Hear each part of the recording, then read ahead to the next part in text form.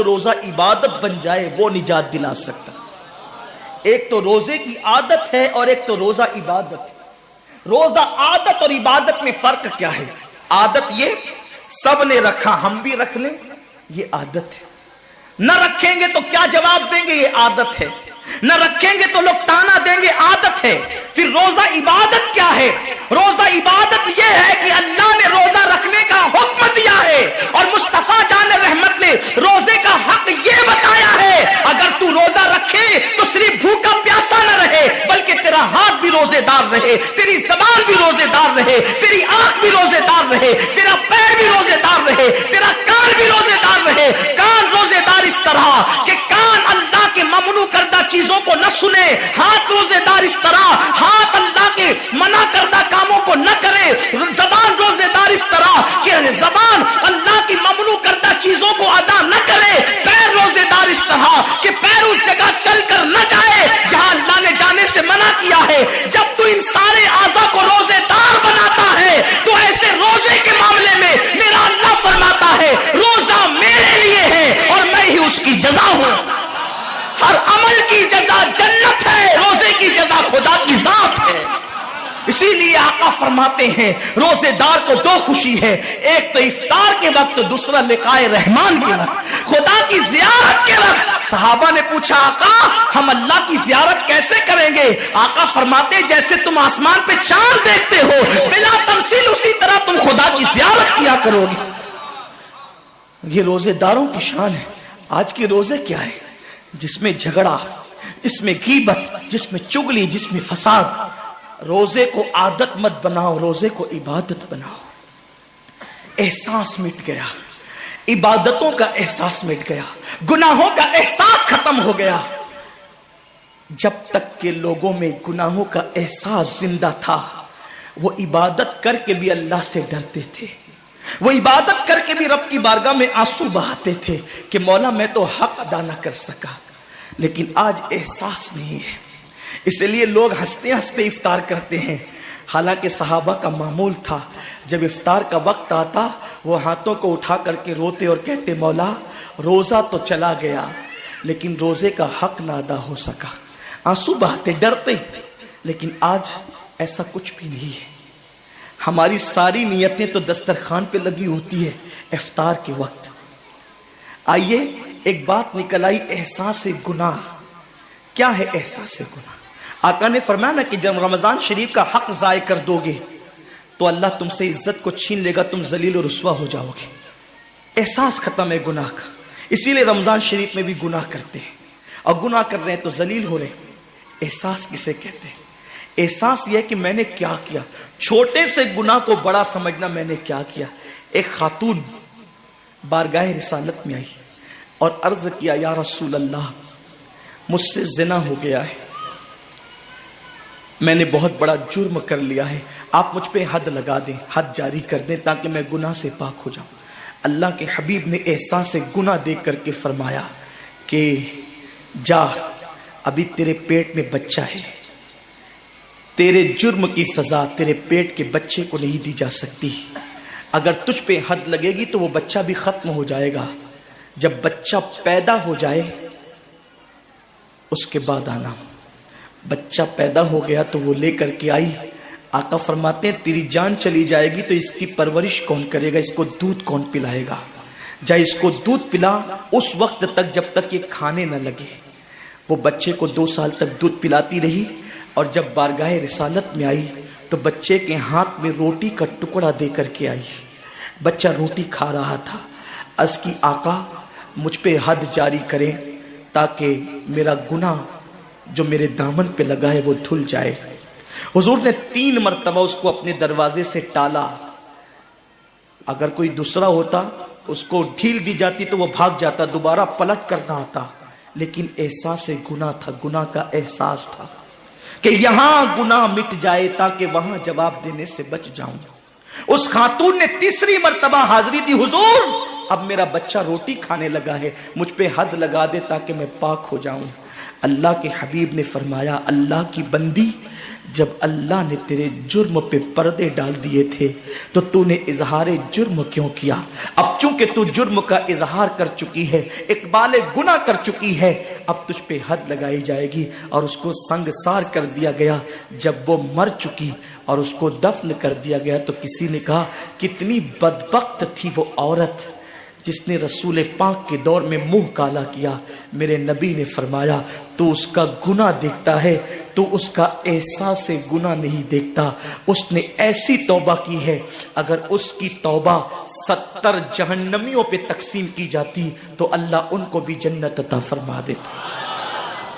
آقا کریم صلی اللہ علیہ وسلم فرماتے ہیں جو رمضان شریف میں گناہ کبیرہ کرتے ہیں، اب گناہ کبیرہ کی بہت بڑی تعریف ہے، اس کو نہیں بیان کروں گا، لیکن جو گناہ کبیرہ بڑا گناہ کرتے ہیں، پہلی بات تو چونکہ میرا مسلک صوفیہ ہے، صوفیہ سے کسی نے پوچھا کہ گناہ بڑا کیا ہے؟ امام غزالی فرماتے ہیں نہ کوئی گناہ چھوٹا ہے نہ کوئی گناہ بڑا ہے، بات تو یہ ہے جس گناہ پر خدا تیری پکڑ کر لے وہی گناہ سب سے بڑا ہے، اور جس نیکی پر خدا تجھے بخش دے وہی نیکی سب سے بڑی ہے۔ کسی گناہ کو چھوٹا سمجھ کے مت کرو، پتہ نہیں وہ کس گناہ پہ ناراض ہو جائے۔ تو اللہ کے حبیب صلی اللہ علیہ وآلہ وسلم فرماتے ہیں جو رمضان شریف میں بڑا گناہ کبیرہ گناہ کرتے ہیں، سال بھر تک فرشتے اس پہ لعنت کرتے رہتے ہیں، اور اگر اسی سال اس کو موت آ جائے، اسی سال جس نے ماہ رمضان میں گناہ کبیرہ کیا تھا، اس نے بڑا گناہ کیا تھا، اب بڑے بڑے گناہوں کو گنایا گیا۔ مثال کے طور پر کسی عورت پر غلط نیت سے نظر ڈالنا یہ گناہ کبیرہ ہے، جھوٹی قسم کھانا یہ گناہ کبیرہ ہے، ناپ تول میں کمی کرنا یہ گناہ کبیرہ ہے، کسی کو دیکھ کر اس کا مذاق اڑا کے دل دکھانا یہ گناہ کبیرہ ہے، کسی کی امانت میں خیانت کرنا یہ گناہ کبیرہ ہے، ماں باپ کا دل دکھانا یہ گناہ کبیرہ ہے، کفر کرنا یہ گناہ کبیرہ ہے، بلکہ اکبر الکبائر ہے۔ 70 کی فہرست امام سیوطی نے گنائی ہے، اور پھر 70 کی فہرست گنانے کے بعد فرماتے ہیں 70 پر یعنی 1 2 3 4 والا 70 نہیں، بلکہ اللہ کے حبیب نے یہاں جو 70 فرمایا ہے یہ 70 گنتی والا 70 نہیں ہے، بلکہ کثرت بتانے کے لیے 70 ہے۔ جیسے کہ ہم کہتے ہیں نا میں نے تجھے 50 بار سمجھایا تو نہیں مانا، میں 100 بار تیرے گھر آیا تو نہیں ملا، تو اس کا مطلب یہ نہیں کہ 99 کے بعد ایک جو ملا کر کے آتا ہے وہ 100 نہیں، گنتی کا 100 نہیں، یہاں 100 بتانا کثرت بتانے کے لیے ہے، یہاں 50 کہنا کثرت بتانے کے لیے ہے۔ تو اللہ کے حبیب فرماتے ہیں 70 بڑے گناہ ہیں، یعنی اتنی طویل تعداد میں اتنی کثرت سے ہے بڑے گناہ کہ تم ان کو شمار نہیں کر سکتے، بس اتنا کہ جس گناہ پہ خدا ناراض ہو جائے وہ بڑا گناہ۔ تو جس نے رمضان شریف میں قصدن بڑا گناہ کیا، قصدن، نماز کو چھوڑنا بھی گناہ کبیرہ ہے، نماز کو ترک کرنا بھی گناہ کبیرہ ہے۔ میرے آقا صلی اللہ علیہ وسلم کے دیوانوں، کھیل کود میں وقت کو ضائع کرنا، وقت کا ضیاع، یہ بھی گناہ کبیرہ ہے۔ آقا فرماتے ہیں جس نے رمضان شریف میں گناہ کبیرہ کیا، اس رمضان سے لے کر آنے والے رمضان شریف تک فرشتے اس پہ لعنت کرتے ہیں۔ یہ لعنت کیا ہے؟ لعنت سمجھتے ہیں؟ لعنت کا مطلب یہ ہے جس پہ لعنت پڑی وہ ہمیشہ کے لیے اللہ کی رحمت سے دور ہو گیا۔ انسان کی لعنت کیا ہے؟ انسان کی لعنت، ایک جانور پر حضور علیہ الصلوۃ والتسلیم کسی صحابی کے جانور پر بیٹھے تھے، وہ دھیرے چل رہا تھا، کسی نے کہہ دیا کہ اس پہ لعنت ہو، یہ دھیرے چلتا ہے۔ حضور علیہ السلام نے اس جانور کے نیچے اتر کر فرمایا جس پہ لعنت کر دی گئی میں اس جانور پہ سواری نہیں کر سکتا۔ یہ ایک انسان کی لعنت کا اثر ہے، جس پہ معصوم فرشتے لعنت کرے اس کا انجام کیا ہوگا؟ وہ بھی 1 2 لعنت نہیں۔ رمضان شریف کو چھوٹا مت سمجھیے، 1 کے 70 پر آپ کی نظر ہے، گناہ نیکیوں کی کثرت پہ آپ کی نظر ہے، گناہوں کی تباہی پہ آپ کی نظر نہیں ہے۔ اللہ کے رسول صلی اللہ علیہ وسلم نے فرمایا جیسے ماہ رمضان شریف میں نیکیوں کا درجہ بڑھ جاتا ہے، ویسے ماہ رمضان شریف میں گناہوں کا بھی معاملہ بڑھ جاتا ہے۔ یعنی اگر رمضان شریف میں تم ایک گناہ کرو گے تو اور دنوں کے اندر جو گناہ کرتے تھے اب اس گناہ سے زیادہ تمہیں عذاب دیا جائے گا، کیونکہ آپ نے ماہ رمضان کی حرمت کو پامال کیا ہے، آپ نے ماہ رمضان شریف کی عزت کو پامال کیا ہے۔ تو سوچو انسان کی لعنت پڑے، یہ حال ہے تو جس پہ فرشتوں کی وہ بھی ایک دو نہیں پورے سال تک فرشتے لعنت کرتے ہیں۔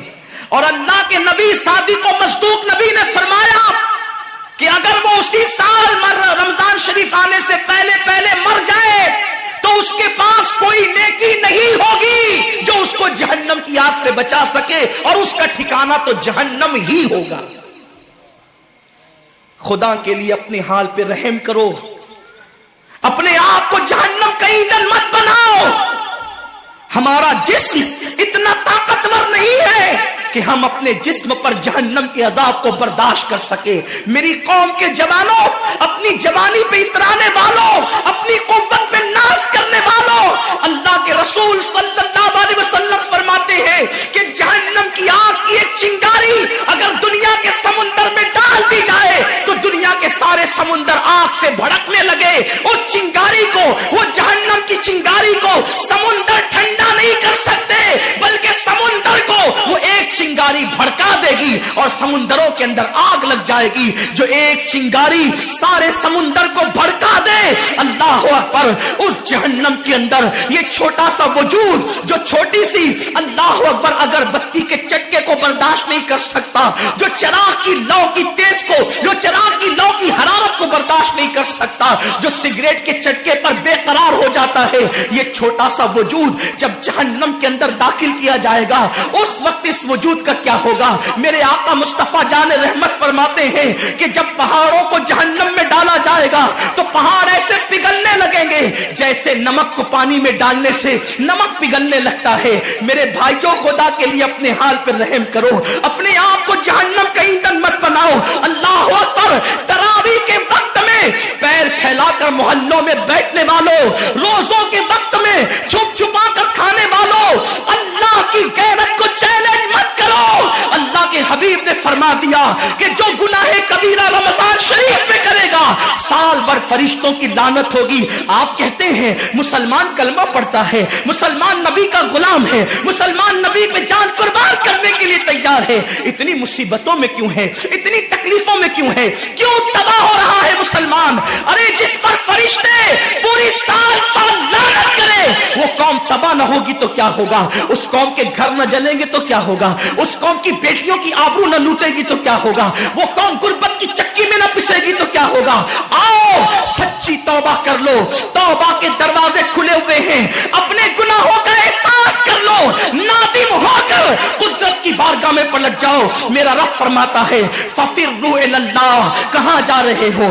دوڑو اللہ کی طرف، پلٹو اللہ کی طرف۔ بڑے سے بڑا پاپی اگر خدا کی طرف احساس گناہ لے کر، ندامت کے آنسو لے کر اللہ کی بارگاہ میں پلٹا ہے تو اللہ نے اس کو مغفرت کا پروانہ عطا کیا ہے۔ میرے رب کا وعدہ ہے جو میری بارگاہ میں پلٹتے ہیں میں ان کو لوٹاتا نہیں ہوں، میں